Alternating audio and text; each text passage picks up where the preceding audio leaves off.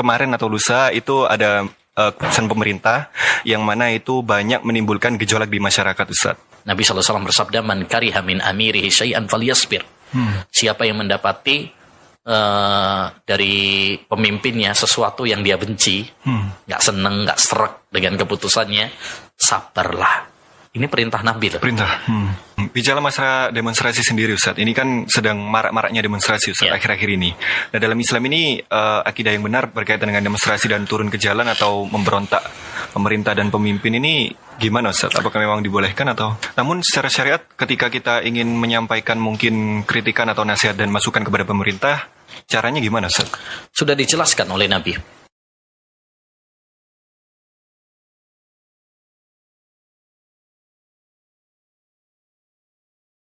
Assalamualaikum warahmatullahi wabarakatuh. Alhamdulillah wassalatu wassalamu ala rasulillah. Kembali lagi di program Surabaya Mengaji, yaitu podcast Surabaya Mengaji, yang mana insya Allah di podcast Surabaya Mengaji ini kita akan membicarakan berkaitan dengan topik-topik menarik seputar permasalahan agama Islam yang dibahas secara santai dan menarik, insya Allah bersama narasumber yang tentunya bergantian di tiap episodenya. Dan di episode kali ini kita bersama guru kita, yaitu Ustadz Abu Ubaidah As-Sidawi. Kita membahas tema yang sedang hangat ya, Ustadz ya. Dan baru tercetus tadi, Ustadz ya.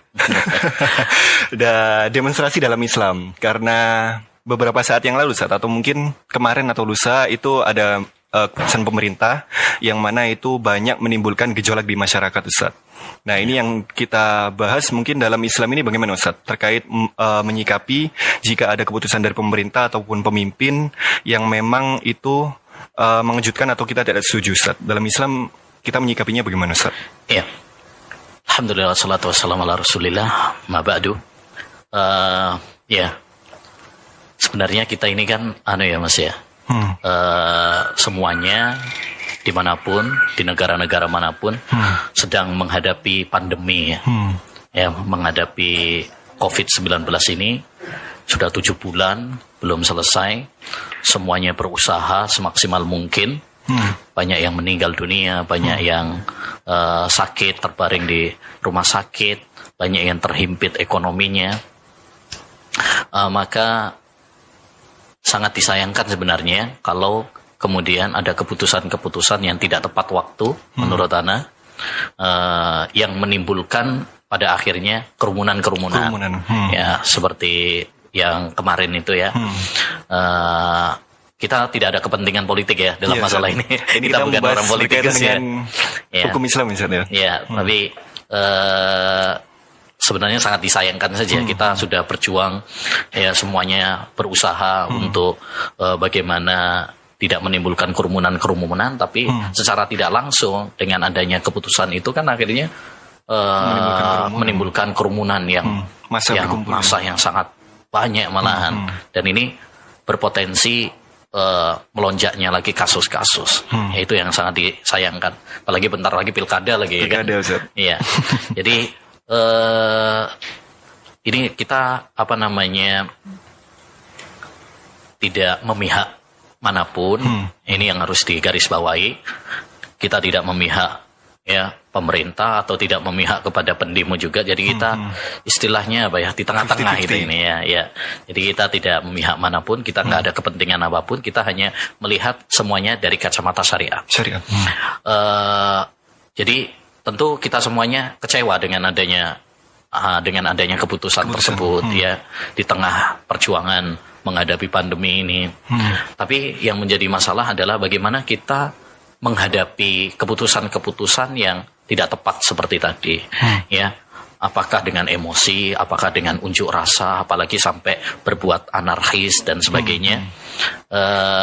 Tentu kalau kita lihat dari sudut pandang agama Islam, jauh-jauh hari Nabi sudah ngabarin bahwa nanti akan ada pemimpin-pemimpin yang zalim, yang mementingkan kepentingan mereka, kalian tidak setuju dengan keputusan-keputusan mereka. Itu Nabi sudah ngabarkan. Ya, sudah ngabarkan. Tapi ketika para sahabat bertanya, apa yang mesti kita lakukan wahai Rasulullah SAW? Kata Nabi, ya, laksanakan kewajiban kalian. Tunaikan hak-hak pemimpin kalian. Ya, jadi Nabi tidak menjadikan kedoliman pemimpin sebagai alasan ya untuk kita memberontak, untuk kita berbuat anarkis, untuk berunjuk rasa, ya. Jadi kita harus konsisten dengan agama Islam yang memerintahkan kepada kita untuk taat kepada para pemimpin, mendoakan kebaikan untuk para pemimpin, terlepas apakah pemimpin melaksanakan kewajiban mereka atau tidak. Karena masing-masing nanti ada totalannya, ada pertanggungjawabannya. Pemimpin akan dimintai, ya seperti keputusan kemarin itu mereka-mereka yang membuat keputusan nanti di pengadilan akhirat akan dimintai pertanggungjawaban di hadapan Allah Subhanahu wa taala. Ya, apalagi kalau sampai memantik, menimbulkan gejolak, demonstrasi, banyak yang rusak, banyak yang terluka, apalagi mungkin ada yang meninggal dunia. Ini yang memberikan keputusan tersebut nanti akan dimintai pertanggungjawaban di hadapan Allah Subhanahu wa taala. Tapi terlepas daripada itu, kita punya kewajiban juga sebagai rakyat harus tetap melaksanakan kewajiban kita kepada para pemimpin. Ya, karena ini masalah ibadah. Ini masalah ibadah. Kita punya kewajiban untuk taat kepada para pemimpin, untuk menjaga kedamaian, menjaga keamanan. Ya, tidak ada yang bisa kita lakukan kecuali dengan sabar, berdoa kepada Allah SWT dan memperbaiki diri kita. Nabi SAW bersabda, "Man kariha min amirihi syai'an falyasbir." Siapa yang mendapati dari pemimpinnya sesuatu yang dia benci, nggak seneng, nggak serak dengan keputusannya, sabarlah. Ini perintah Nabi loh. Perintah. Ya, perintah Nabi. Nabi orang yang paling sayang sama umatnya, yang paling menginginkan kebaikan kepada umatnya. Kita ini kadang agak aneh juga. Untuk urusan sholat kita ngikutin Nabi, untuk urusan puasa kita ngikutin Nabi. Kenapa dalam urusan bernegara, dalam urusan bagaimana sikap kita kepada pemimpin, banyak yang tidak mengikuti petuah Nabi Shallallahu Alaihi Wasallam. Jadi intinya tadi yaitu kita harus sabar dalam menghadapi kezaliman para pemimpin, dan kita tetap melaksanakan kewajiban kita sebagai rakyat, dan kita berdoa kepada Allah Subhanahu wa taala agar mengganti yang lebih baik ya dari apa yang kita perbuat. Nanti kalaupun kita nggak mendapatkan di dunia, Allah akan ganti nanti di akhirat. Ya, terus bagaimana kita berupaya memperbaiki diri kita. Karena keputusan pemimpin yang zalim itu juga karena dosa-dosa makhluk. Ya. Nah, tidak ada gunanya kita misalkan demo, unjuk rasa dan sebagainya, tidak menyelesaikan masalah. Tidak menyelesaikan masalah. Kalau kita ingin kebaikan, maka kita adukan kepada Allah Subhanahu wa taala. Hasan Al-Basri pernah mengatakan, "I'lam anna jawra sultan nikmatun min nikmillah." Kezaliman pemimpin itu adalah kemurkaan Allah Subhanahu wa taala kepada hambanya. Ya, wa niqamullah la tudfa'u bisilah. Ya, kemurkaan Allah itu tidak bisa ditangkis dengan senjata, kekerasan. Wa innama tudfa'u bid-du'a'i wal istighfar. Tetapi dengan doa, dengan istighfar, taubat kepada Allah Subhanahu wa taala. Jadi itu solusinya. Dan di masa dahulu, Ustaz, di masa ulama kita salaf itu, apakah memang ada sebuah kejadian yang mungkin sama, Ustaz? Mungkin ketika ada pada masa itu pemimpin zalim, itu ulama-ulama salaf kita menyikapinya bagaimana, Ustaz? Oh, banyak. Di zaman Imam Ahmad yang paling ketara ya. Ya, bagaimana beliau hidup di suatu zaman di mana pemerintahnya memiliki doktrin Jahmiyah dan Mu'tazilah. Sehingga setiap warga, setiap rakyat harus berpaham Al-Quran makhluk. Siapa yang melawan doktrin tersebut, maka dia akan dipenjara, disiksa, bahkan ada yang dibunuh. Ya. Tapi kita lihat bagaimana sikap Imam Ahmad. Beliau nggak memprovokasi, ayo kita berontak nih. Enggak. Ya, dari itu Imam Ahmad. Bahkan ketika ada beberapa orang datang kepada Imam Ahmad saat di penjara, "Wah Imam Ahmad, kita sudah banyak nih, semuanya mendukung kamu. Kalau kamu memerintahkan kepada kami untuk memberontak, ya kami akan apa? Kami akan nuruti petuahmu. Kami nunggu ucapanmu." Tapi Imam Ahmad mengatakan, "La ad-dima, darah. Jadi ini masalah darah, masalah nyawa. Ini masalah yang bukan masalah sepele gitu ya. Ya, bukan masalah sepele. Bahkan Nabi SAW mengatakan, la zawalud dunya wa ma fiha ahwanu indallah min qatlil muslimi bi ghairi haq. hancurnya dunia beserta isinya itu lebih ringan di sisi Allah daripada terbunuhnya nyawa seorang muslim tanpa alasan yang benar. Jadi coba kita pikirkan baik-baik gitu ya. Kalau kita demo unjuk rasa, yang kita hadapi siapa? Yang kita hadapi polisi. Kan? Yang kita hadapi polisi.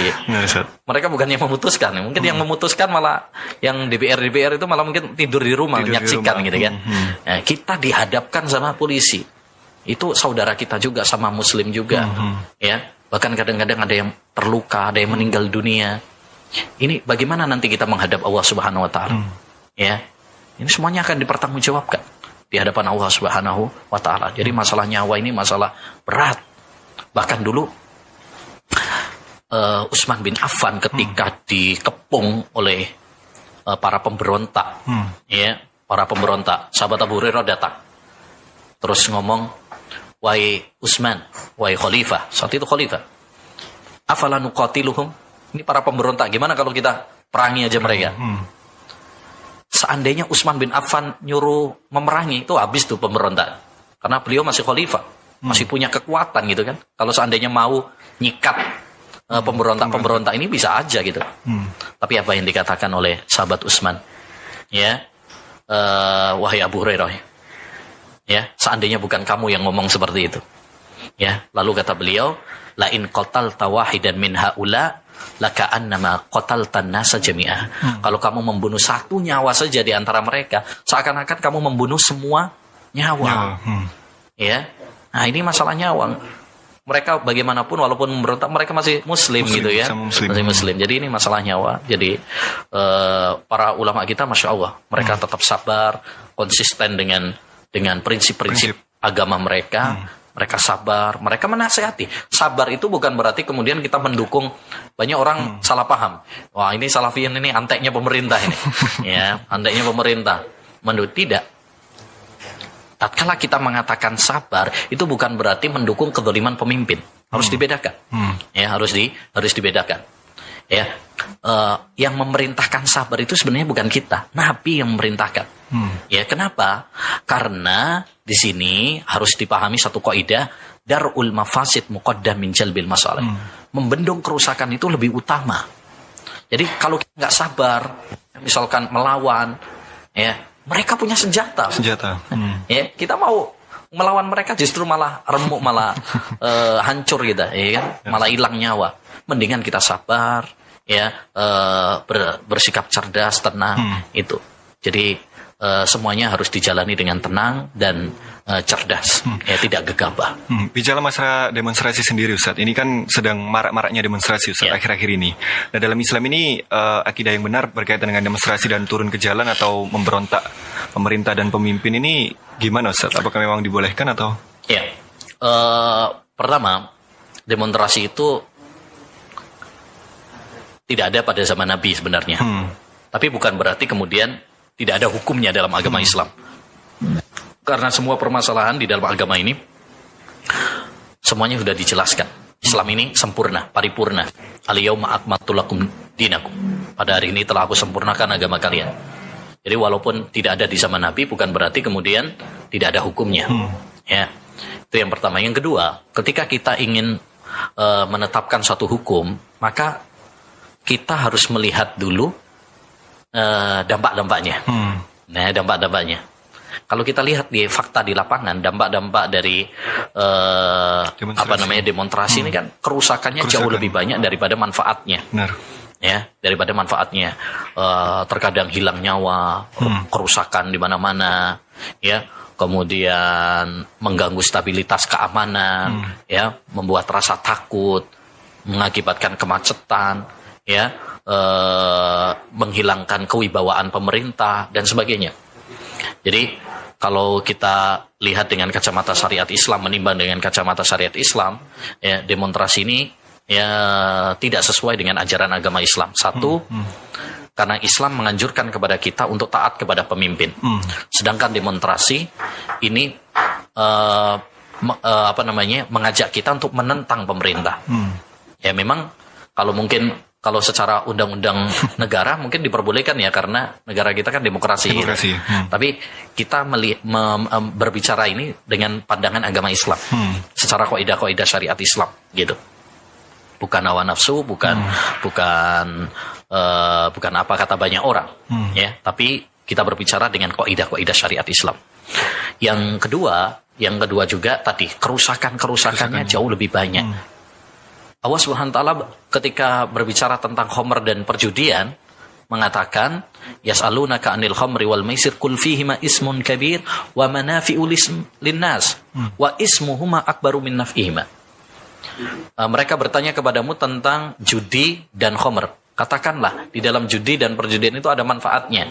Judi dan khamr itu. Tapi kerusakannya jauh lebih besar daripada manfaatnya. Jadi sesuatu yang kerusakannya jauh lebih besar diharamkan. Ya, demikian juga